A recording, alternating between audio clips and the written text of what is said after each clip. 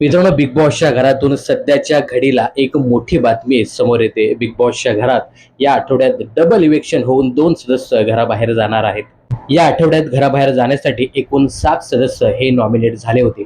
यामध्ये संकेत पाठक, प्रभू शेळके, सागर कारंडे, आरबी म्हणजेच राकेश बापट, दीपाली सय्यद, अनुश्री माने आणि रेवा कौरसे या सदस्यांचा समावेश आहे. तर आज भाऊच्या धक्क्यावरती रितेश भाऊ सांगताना दिसत आहेत की या आठवड्यात डबल इव्हेक्शन होणार आहे. एक सदस्य हा काटा टीमचा जाणार आहे, तर दुसरा सदस्य टोळी टीमला सपोर्ट करणार आहे. अशातच काटा टीमचा सदस्य अनाऊन्स करतात, तो म्हणजे प्रभू शेळके. तर मित्रांनो, काटा टीम अंतर्गत प्रभू शेळके हा आज बिग बॉस मराठीच्या घराचा निरोप घेणार आहे.